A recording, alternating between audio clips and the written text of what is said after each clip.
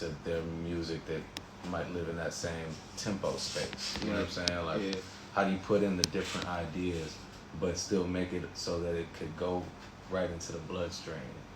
Right. So I heard you say on the live that you guys have 1 million more songs. Chance was joking about you guys have more songs than what you have for your album. but how is that true? We got a bunch. Yeah, we got a bunch. We probably do have more than I have finished for Starline Gallery for sure. But it's also like my project is like so, like I can't finish my song until I'm working with a painter or a sculptor. But like with me and Vic, we could just make something that's undeniable every time. Yeah, we got a bunch of them. So you guys gonna hit us with some soon, or you're just gonna take your time, maybe after the Black Star Line? Link me in the future. Yeah, maybe some before, we'll see. But definitely the project after the festival. It's like I got my album that's pretty much completed. You know what I mean? Now just shooting videos. Okay. And that's gonna be rolling out top of the year. Fire. Yeah. Fire. Chance 2 got his stuff going on. Okay, so you guys are working and non-stop. Okay, so talking about the Black Star Line, you guys came to announce that in July, right? Yeah. And you guys are back,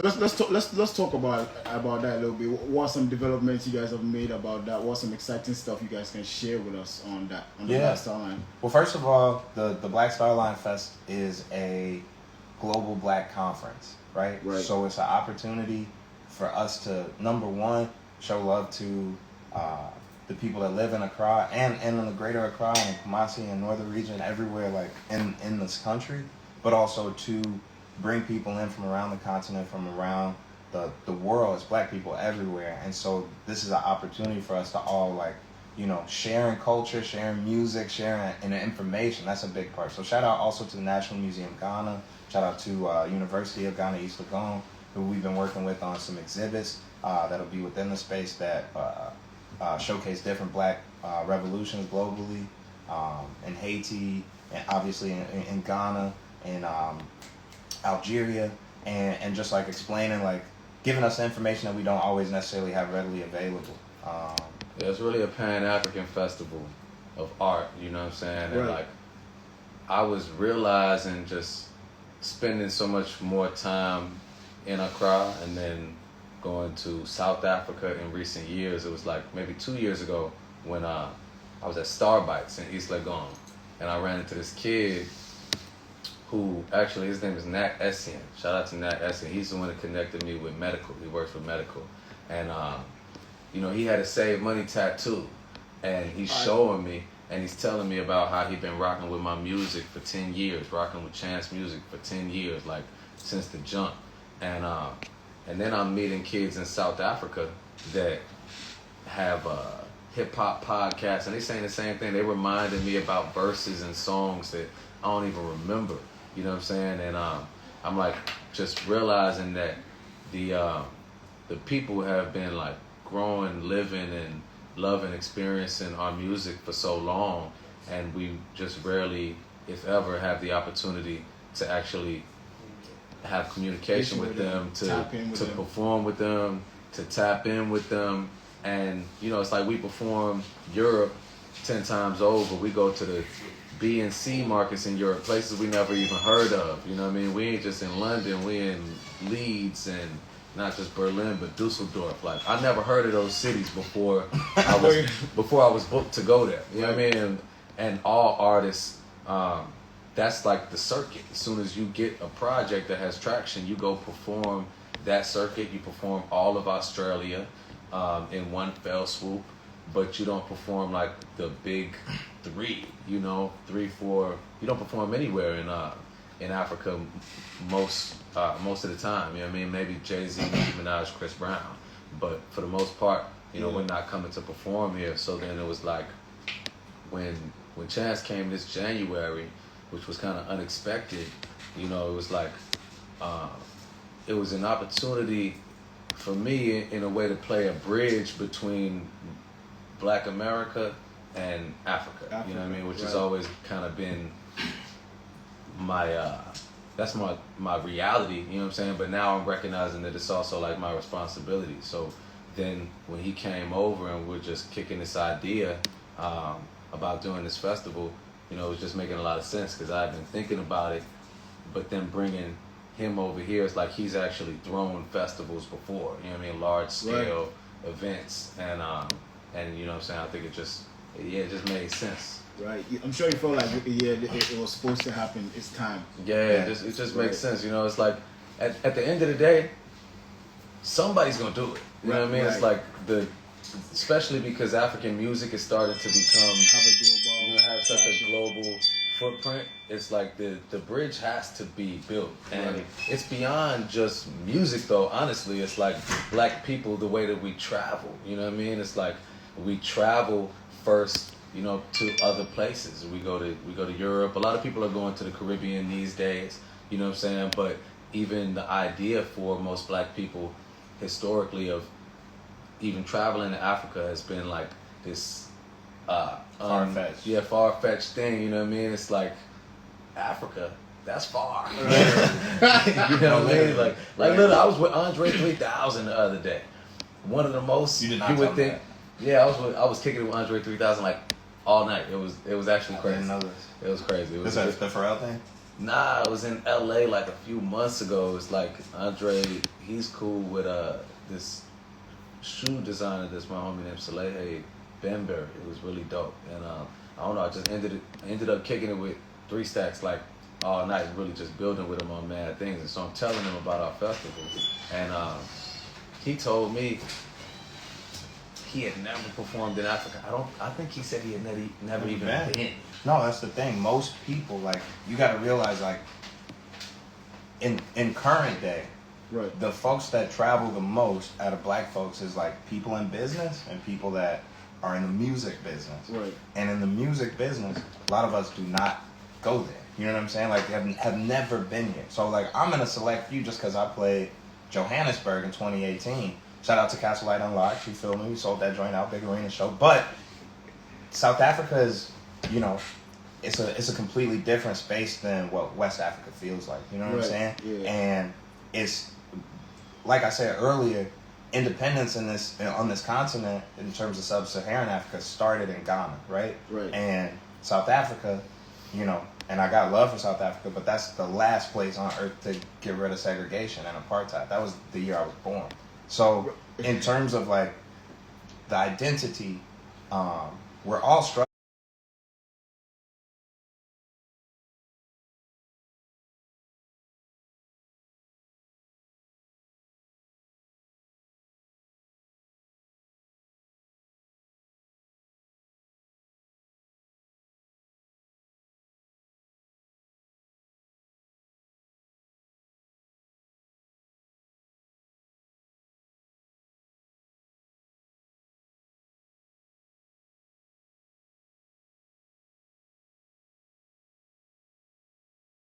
We're all struggling around the world with identity, but I feel like there is like a distinct God.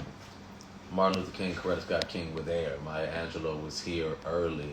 Malcolm X was here early. And so bringing black people back to the continent, Ghana just makes so much sense because Ghana has always established itself as this like beacon of light to black Americans. And black Americans have a pathway to citizenship and so many things that people don't really realize. Because what you got to understand is that all the divides and misunderstandings between Africans of the continent and Africans globally and black Americans, all those misunderstandings are literally by design. Like, that's created by the people that exploit both of us. You know what I'm saying? And there are so many just like stereotypes and tropes and barriers put between. Like, tell me, so why does it cost double what it costs to go to Europe to come to Africa? You know what I mean? Like, there's so many barriers that they put in between us to try to keep us separated. So it's like what we're doing now is like building a bridge over that ocean of divide, and it's like it's definitely not easy. And we are, you know what I mean? We got our things going on, but it's like it's just I believe that when it's all said and done, people gonna look back and be like, damn, they did that. You know what I mean? How? I don't know, but you know what I mean. It's like I think that it's going to be a launching pad for a lot of things. Because this moment right now is a launching pad for a lot of things. Like being here, even in January, you know who I seen outside one day? I was like in this mad race to get into one of these clubs, and I just seen Jamel, just like Jamel from high school. Jamel, our homie, like. And was in He was Ghana? just in Ghana, just like on the street. I didn't even know he was here. Like things are changing. Crazy. Like I'm looking up, and Shout out obviously, Mel. you know, it's like my whole family is in Confer Joy, and I've been coming since I was a kid. But the situation was not that I would just turn around and see somebody I know from Chicago. Right. It's like the tides are turning, and you know, I think that right now is just the perfect moment to really like put it together. It's also the groundwork has been being laid for us for this for a long time. You know what I'm saying? Like, I think it's all in God's plan to bring His people together and to strengthen us and to show us what our connection is.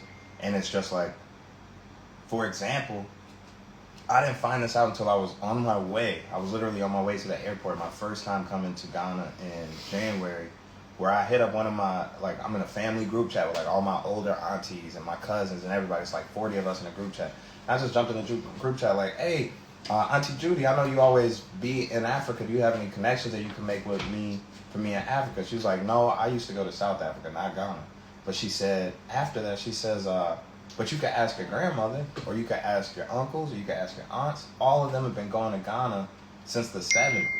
And and this is because my great grandfather on my father's side was a Garveyist, and my great grandmother was very involved in the Church of God that built the first Church of God out here in Ghana. So, and you found all that out when you were coming on my way here. But that's the thing, like the information is suppressed. So why did I not know that till I was 29? Just because, exactly like the song that I'm about to drop is like, we have to share these stories. We have to, you know what I'm saying? We have to like continue these lineages or this documented history of who we are and pass it on to our kids so that they can know. Like my kids for sure will be frequenting. You know what I'm saying? And once we get to a level of understanding and collective knowledge, then we can push and be like, why are these the most expensive transatlantic flights in the world? Like why is it that when we go to the doctor's office to get our first, vaccination or a couple pills to make the trip, like the doctors are feeding us fear to make us not want to come? Like, why are there so many, obstacles by design in the way of getting of Black Americans or Black Caribbeans or Black people from the UK making their first trip? It's because there's money in it and because they just don't want us to be like this. But it's going to happen. They don't want us to link. They don't want us to link. Right. That sounds real good. So I would like. Thank you. Yeah, that sounds real good. I'd like to know what do you think the experience is gonna be like? It's an educational experience. It's a musical experience, and it's a what we used to call in high school cultural diffusion.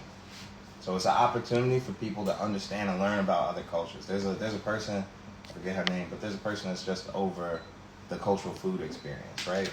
She's bringing in food not just from Ghana, meaning Accra, but from all the regions of Ghana, like similar to Taste of Ghana. But then also food from Kenya, food from Ethiopia, food from around the continent. And then also food from the Caribbean, Jamaican food, Trinidadian food, Haitian food, and then also soul food from the Americas. And what about art and stuff? Are you guys going to fuse in art, fashion? Absolutely. So on the art side, we're working with, I keep shouting them out. I got to shout them out again. Boafo. Shout out to Amwako, Boafo, and shout out to Ida Essie. Shout out to Ida Essie. Shout out to Fia Prempa. Shout out to Nilo Bianca. Like, it's a lot of artists. And then American artists. Shout out to Thelonious Stokes. You feel me? From the crib, from the 9. Shout out 79th. And a lot of just Black artists overall in terms of painters like that will be exhibited not just at the square, but there's Yaira Anthony. Shout out to Otis Quaco also. Yeah, a lot of artists. We're gonna have a lot of activations outside. So have you ever been to South by Southwest? Nah. So like with South by, it's like there's like a specific weekend of shows, but it's also like a week-long activation throughout the city. So we'll be working with a lot of the clubs. Shout out Firefly. Shout out Mood Bar. Firefly be busting every time we going there. I ain't gonna Shout out Firefly. What's the spot? Shout out Twist. Definitely Shout Twist, out front back. Twist, front back, area bar, alley bar. Like, we're going to have different nightlife events happening in that week between the 1st and the 6th. And also different art activations and like... And like I said, we got so it's a whole experience. It's a week-long thing, yeah. Exactly. Right. All right. So right now, I'm eager to know what kind of artists can I expect on the bill, on the show. You can expect some, obviously, continental artists, and then also, a few artists from the state and Jamaica. Very diplomatic, no name drops. Well, we gotta do it official. We can't just let it out. But the announcement is coming in pretty soon. Announcement coming ASAP. Yeah, you know, definitely a lot of your favorites from Ghana as well as America and beyond. Right. I can't wait. Actually, you guys, I think it sounds fun. The experience you guys are talking about, I can't wait. So it's gonna be January 6th at Black Star Square. I don't think we've announced this yet, so we should announce this on God Radio. Yeah, let's do that. Hit us.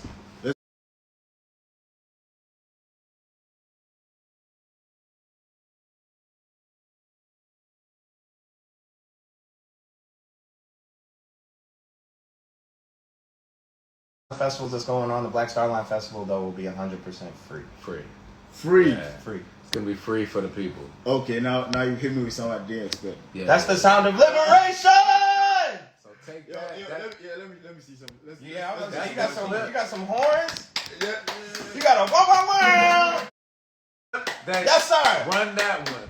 The Black Star Line Festival. Run that one on repeat. Black Star Line Festival is free. Completely free. That's fire. Bring your mama, bring your auntie, bring your grandma, bring your niece, bring your nephew. How's your wife?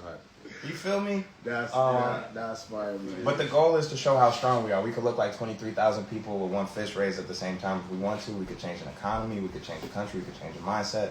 It just comes down to us being a collective body. And so we're going to continue to create spaces where black people could come together, feel safe, feel appreciated, feel supported, be themselves. We include and support all black people, period, regardless of race. I'm sorry, not regardless of race. Only the. Hold on, let me not run it up too hard. But unified black folks, regardless of blackness, sex, gender, age, religion, nationality, black folks, period. Ethnicity, like unified blackness, and regardless of race too. For sure, we want all kinds of black people. Right. No, I'm just kidding. Yes. I don't know. No, I'm dead serious. No, I am serious about the fact that we wanna key in on the fact that inclusivity is very important for us, and making sure that everybody that is black has a space to feel protected, supported, and observed. Right. Fire. Okay, guys, this has been a wicked interview. You guys, right? That was hard. You ain't know it was gonna go down like that. At least some thinkers. Yeah, for sure. Your energy. That was deep. Yeah, your energy is tough. I like what you guys are doing. I like the way you're looking at everything. You know, you guys are definitely gonna play your part in building that bridge. You know, we all a part of it. Right. Man, shout out to Guy Radio too one time. Yeah, big shout out to More Sound. Shout out to the whole gang. Shout out to Alvin and Emmanuel and Rudolph, and you know what I mean. So that's my. And we want to shout out all our people that joined live too. And shout out to our whole team. You know what I mean. Michael Brantier, Duimo, Denisha, BB&Z, Alvin. Like, one thing that we want to make explicitly clear is that the Black Star Line Festival is like a real Ghanaian team that's putting this together. You know what I'm saying? And like, we've made sure that the way that we move with this is just in complete respect for the nuances of the culture and the movers and shakers and all of the structures that exist. And so it's like our team on the ground is through and through very Ghanaian, as well as Ghanaian Americans in Chicago, and you know what I'm saying? That's what it is. Right. Fire. Ladies and gentlemen, Vic Mensa, Chance the Rapper, man. Yeah, man, they came through. Fire interview. And I can't wait. You guys said you give us more communication, so I'm looking forward to that, to see all the information, man. Of course. So keep us updated so that we God really can also help in any way that we can. We appreciate it, man. Thank you again for having us. Shout out to all the people that supported us so far, man. Shout out to the KFC in Osu, and that going to be busting, man. You get a 6-wing dinner and 10 pieces of art. So shout out to y'all, and shout out to this trip, and yeah, we'll see you there live in person. The Black Star Line Festival, January 6th at the Black Star Square. It's free, baby. It's free like us, you know? Right. Fire. And shout out to y'all for staying locked in. You already know. We're going to see y'all very soon. Peace.